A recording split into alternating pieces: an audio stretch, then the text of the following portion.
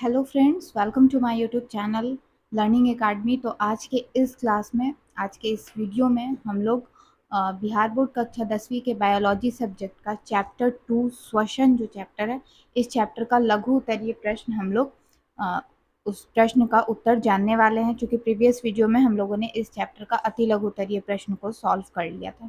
तो आइए आज का वीडियो शुरू करते हैं। वीडियो शुरू करने से पहले आप सभी से एक छोटी सी रिक्वेस्ट है कि अगर आप हमारे यूट्यूब चैनल पर पहली बार विजिट कर रहे हैं तो प्लीज़ हमारे यूट्यूब चैनल को सब्सक्राइब करके बेल नोटिफिकेशन पर क्लिक कर दीजिए, ताकि आपको आने वाले हर वीडियो के नोटिफिकेशन समय समय पर मिलते रहे। तो चलिए फ्रेंड्स, आज का वीडियो जो है उसको स्टार्ट करते हैं और देखते हैं लघु उत्तरीय प्रश्न का सबसे पहला प्रश्न।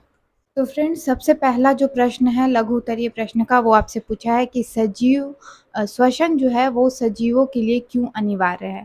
ठीक है, तो आइए इस प्रश्न का उत्तर जानते हैं। तो फ्रेंड्स, सबसे पहले प्रश्न का उत्तर यहाँ पे हो जाएगा कि जो शरीर होता है हमारा, ठीक है, तो शरीर को पोषण के साथ साथ ऑक्सीजन की भी आवश्यकता होती है। और शरीर को जो ये ऑक्सीजन जिसकी ज़रूरत होती है, वो ऑक्सीजन श्वसन के द्वारा प्राप्त होता है। तो वृहद रूप में श्वसन जो है उन सभी प्रक्रियाओं का सम्मिलित रूप है जिनके द्वारा शरीर में ऊर्जा का उत्पादन होता है। तो सजीवों के लिए श्वसन इसलिए अनिवार्य है क्योंकि उससे शरीर को क्या है, ऊर्जा मिलती है। और क्योंकि पोषण के साथ साथ शरीर को ऑक्सीजन की भी आवश्यकता होती है, और ऑक्सीजन जो है वो श्वसन के द्वारा प्राप्त होता है। और श्वसन से जो है हमारे शरीर में जो है ऊर्जा का उत्पादन होता है। तो इसलिए सजीवों के लिए श्वसन अनिवार्य है। आइए आगे बढ़ते हैं, प्रश्न संख्या दूसरा देखते हैं। फ्रेंड्स, दूसरा जो आपका प्रश्न है वो है श्वसन की परिभाषा लिखें। यानी कि श्वसन का आपसे यहाँ पे डेफिनेशन पूछा जा रहा है। आइए इस प्रश्न का उत्तर जानते हैं। तो फ्रेंड, दूसरे प्रश्न का उत्तर हो जाएगा कि श्वसन जो है वैसी क्रियाओं के सम्मिलित रूप को कहते हैं जिसमें बाहरी वातावरण से ऑक्सीजन ग्रहण कर शरीर की कोशिकाओं में पहुंचाया जाता है। ठीक है, जहां इसका उपयोग जो है कोशिकीय ईंधन का ऑक्सीकरण कई चरणों में विशिष्ट एंजाइमों की उपस्थिति में करके जैव ऊर्जा का उत्पादन किया जाता है। जैव ऊर्जा जो कि जिसको हम लोग एटीपी कहते हैं। ठीक है, तो जैव ऊर्जा का उत्पादन किया जाता है तथा इस क्रिया से उत्पन्न जो CO2 है उसको फिर कोशिकाओं से शरीर के बाहर निकाल दिया जाता है। तो श्वसन क्रिया में क्या होता है, ऑक्सीजन लेना और CO2 जो है उसको छोड़ने की प्रक्रिया होती है। लेकिन उसके बीच में ऑक्सीजन जो हमने ग्रहण किया और उसके बाद जो CO2 को छोड़ा, तो उसके बीच में जो प्रक्रिया है उसमें क्या होता है आपका कि ऑक्सीजन ग्रहण कर शरीर की कोशिका में उसको पहुंचाया जाता है, जहां उसका उपयोग क्या होता है कि कोशिकीय ईंधन का ऑक्सीकरण कई चरणों में विशिष्ट एंजाइमों की उपस्थिति में करके जैव ऊर्जा का उत्पादन किया जाता है तथा इस क्रिया से उत्पन्न जो भी CO2 होता है उसको फिर कोशिकाओं से शरीर के बाहर निकाल दिया जाता है। तो आई होप आप लोगों को श्वसन किसे कहते हैं इस प्रश्न का उत्तर अच्छे से समझ में आ गया होगा। आगे बढ़ते हैं, प्रश्न संख्या तीसरा देखते हैं। प्रश्न संख्या तीसरा आपसे पूछ रहा है कि संपूर्ण श्वसन की प्रक्रिया को समीकरण से दर्शाएं। पूरा जो श्वसन की प्रक्रिया होती है उसको आपको समीकरण के द्वारा दर्शाना है। जैसे प्रकाश संश्लेषण की प्रक्रिया को हम समीकरण से दर्शाते हैं, तो वैसे ही संपूर्ण श्वसन की प्रक्रिया को समीकरण से दर्शाना है। आइए इस प्रश्न का उत्तर जानते हैं। ये देखिए फ्रेंड्स, ये है तीसरे प्रश्न का उत्तर। संपूर्ण श्वसन क्रिया को निम्नांकित समीकरण से दर्शाया जाता है C6H12O6 प्लस CO2। ठीक है, प्रक्रिया के बाद आपका 6CO2 प्लस 6H2O प्लस ऊर्जा। तो ये जो आपका समीकरण है, ये एक चीज बता दें कि समीकरण जो है वो संतुलित किया हुआ है, इस बात का आपको ध्यान रखना है। ठीक है, क्योंकि समीकरण जो होता है विज्ञान में वो आपका संतुलित ही होता है। ठीक है, अब देखिए कि इस समीकरण में क्या यहाँ पे बताया गया है, क्या दर्शाया गया है कि इन क्रिया में क्या हो रहा है, सह उत्पाद के रूप में CO2 तथा H2O भी बन रहा है। इस प्रकार उत्पादित CO2 जो है वो शरीर की आवश्यकता से अधिक मात्रा में उपलब्ध जल शरीर के बाहर निकाल दिया जाता है। तो जो उत्पादित CO2 है शरीर की आवश्यकता से अगर अधिक मात्रा में होता है तो उपलब्ध जो जल होता है वो शरीर के बाहर निकाल दिया जाता है। तो आई होप आप लोगों को तीसरे प्रश्न का उत्तर अच्छे से समझ में आ गया हो। आगे बढ़ते हैं, प्रश्न संख्या चौथा देखते हैं। प्रश्न संख्या चौथा यहाँ पे पूछ रहा है आपसे कि ग्लूकोज के आंशिक ऑक्सीकरण से किन किन यौगिकों का निर्माण होता है।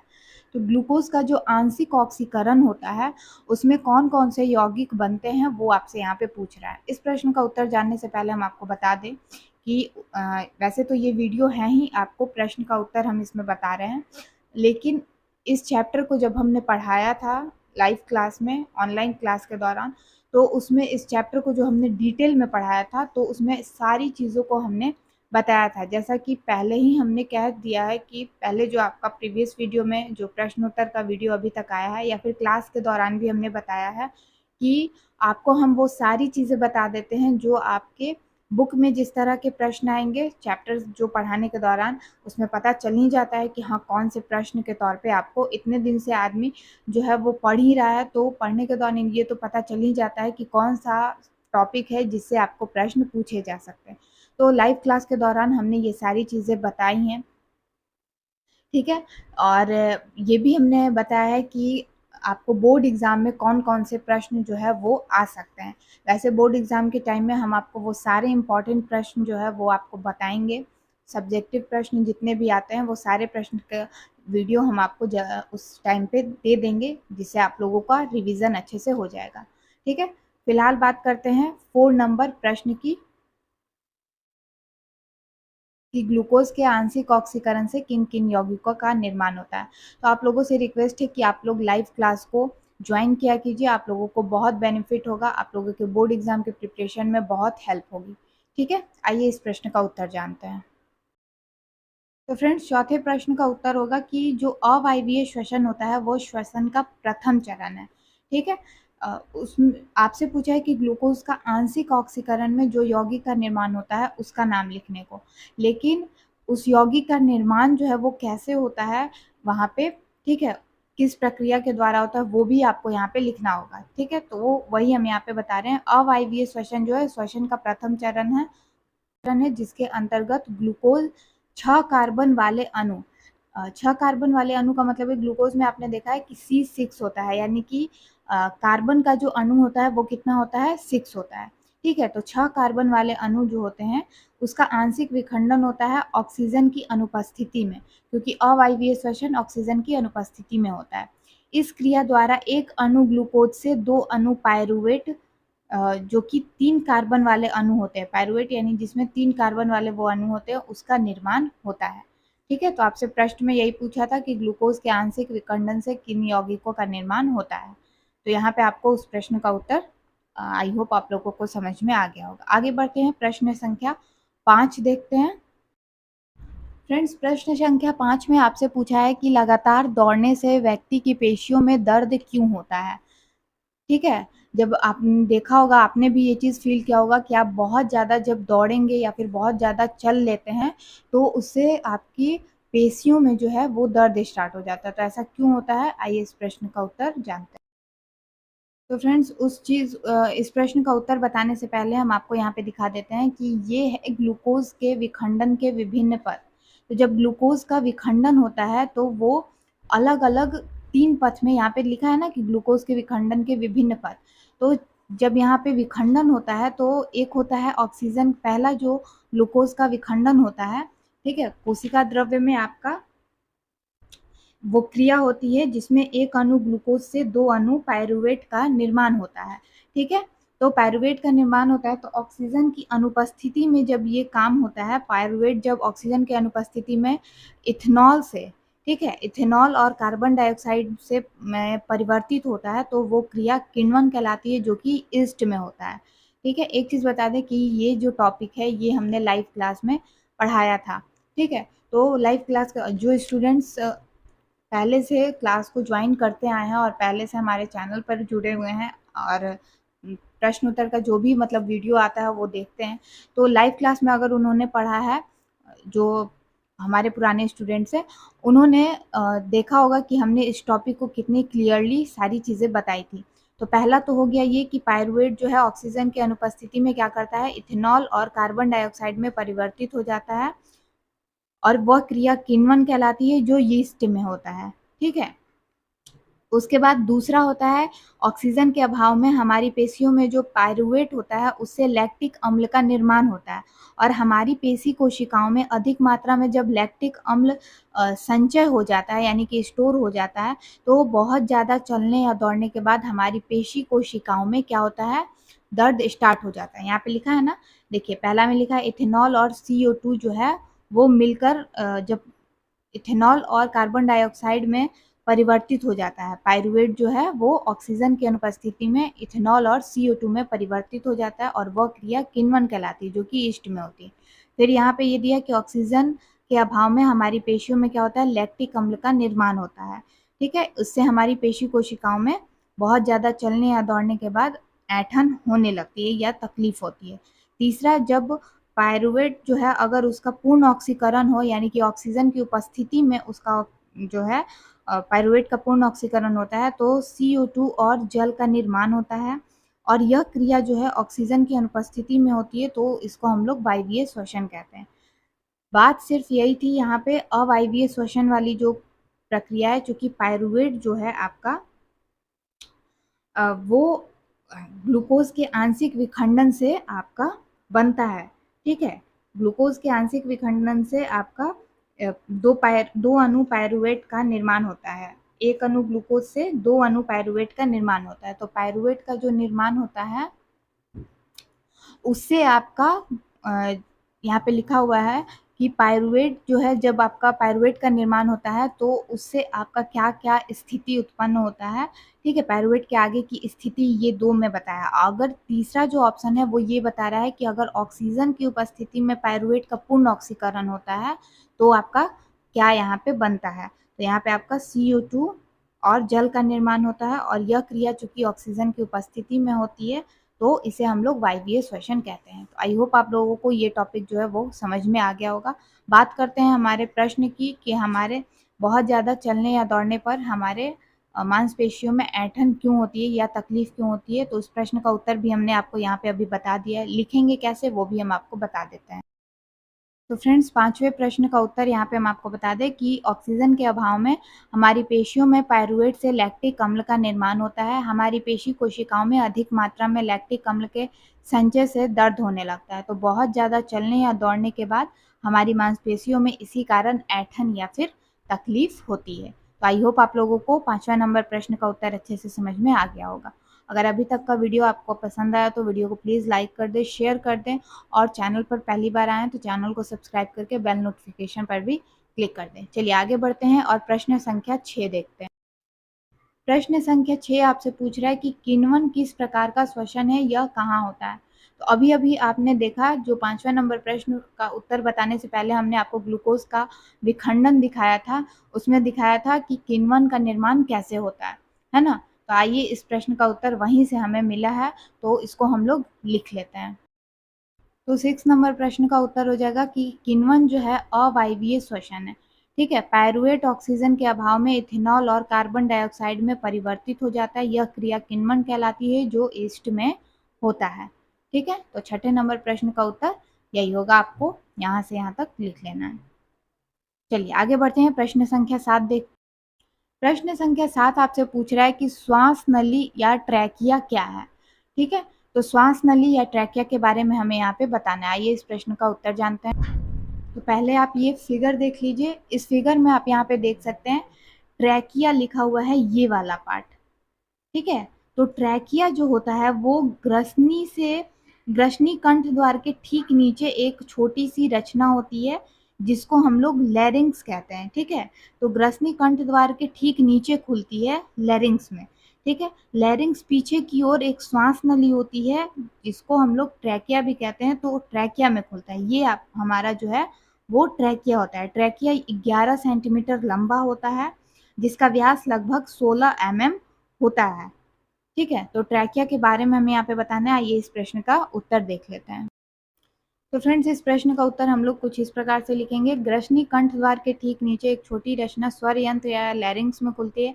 लैरिंग्स पीछे की ओर ट्रैकिया में खुलती है। ट्रैकिया करीब 11 cm लंबी नली है जिसका व्यास लगभग 16 mm होता है। ट्रैकिया की पतली दीवार को मजबूती प्रदान करने के लिए बहुत से उपास्थि के बने अपूर्ण वलय क्रम से इसकी पूरी लंबाई में सजे होते हैं। ये वलय ट्रैकिया से हवा के बाहर निकलते समय उसे पिचकने से रोकते हैं, ठीक है, जिसे रोकते हैं। नीचे की ओर ट्रैकिया जो है वक्ष गुहा में पहुंचती है, जहां यह विभाजित होकर 2 श्वसनियों में बँट जाती है, ठीक है, 2 श्वसनियों में बँट जाती है। तो ये होगा आपका ट्रैकिया क्या है इस प्रश्न का उत्तर। आइए आगे बढ़ते हैं, प्रश्न संख्या 8 देखते हैं।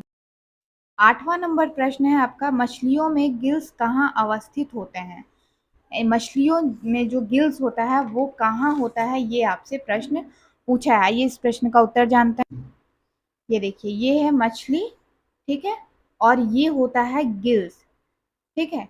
गिल्स जो होता है आपका एक चपटी थैली में स्थित होता है, जिसको हम लोग गिल कोष्ठ कहते हैं।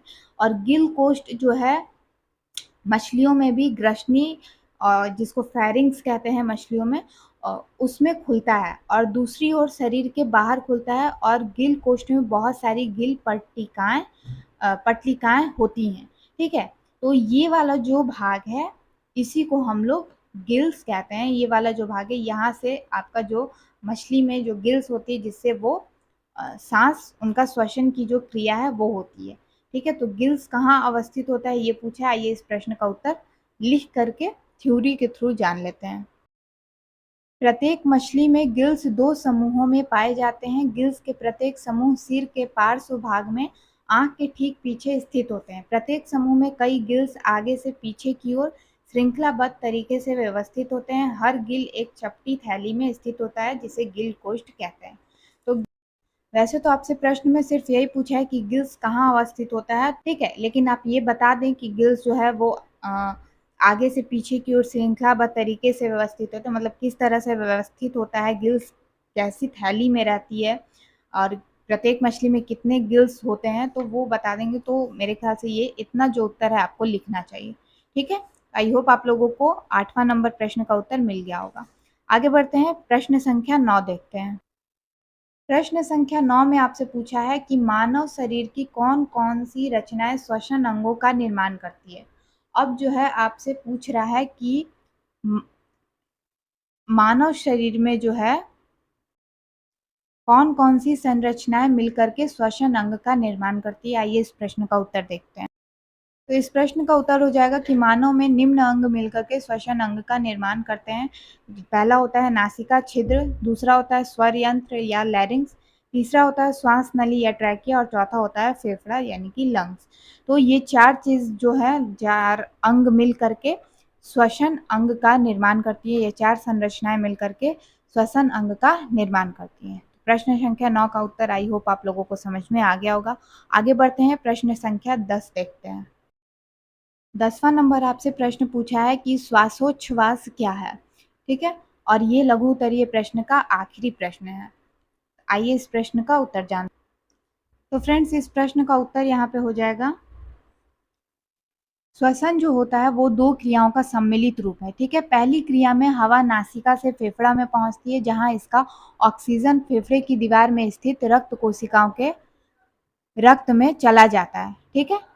इस क्रिया को प्रश्वास कहते हैं। इसके विपरीत दूसरी क्रिया जो है वो उच्छ्वास कहलाती है, जिसके अंतर्गत रक्त से फेफड़े में आया कार्बन डाइऑक्साइड बची हवा के साथ नासिका से बाहर निकल जाता है, ठीक है। तो ये जो श्वसन की 2 अवस्थाएं हैं, प्रश्वास और उच्छ्वास, यही मिल करके श्वासोच्छ्वास कहलाती हैं, ठीक है। तो आई होप आप लोगों को प्रश्न संख्या 10 का जो उत्तर है वो अच्छे से समझ में आ गया होगा। और इस उत्तर के साथ ही तो 10वां नंबर प्रश्न का उत्तर आई होप आप लोगों को अच्छे से समझ में आ गया होगा। तो इस प्रश्न के साथ लघु उत्तरीय प्रश्न जो है वो यहाँ पे हमारा क्लियर होता है। सारे लघु उत्तरीय प्रश्न का उत्तर हमने आपको बिल्कुल आसान से अच्छे से लिख करके बताया है, जिससे आप बोर्ड एग्जाम में आसानी से लिख पाएँ, आपको याद भी हो सके और समझ में भी आसानी से आ जाए। तो आई होप आप लोगों को आज का वीडियो पसंद आया होगा। नेक्स्ट वीडियो में हम लोग इस चैप्टर का दीर्घ उत्तरीय प्रश्न देखेंगे। तो मिलती हूँ आपसे नेक्स्ट वीडियो में। अगर आपको आज का वीडियो पसंद आया तो वीडियो को प्लीज़ लाइक कर दें, शेयर कर दें, और चैनल पर पहली बार आएँ तो चैनल को सब्सक्राइब करके बेल नोटिफिकेशन पर क्लिक कर दें, ताकि आपको आने वाले हर वीडियो के नोटिफिकेशन समय समय पर मिलती रहे। मिलती हूँ आपसे नेक्स्ट वीडियो में, तब तक के लिए take care, bye bye and thanks for watching.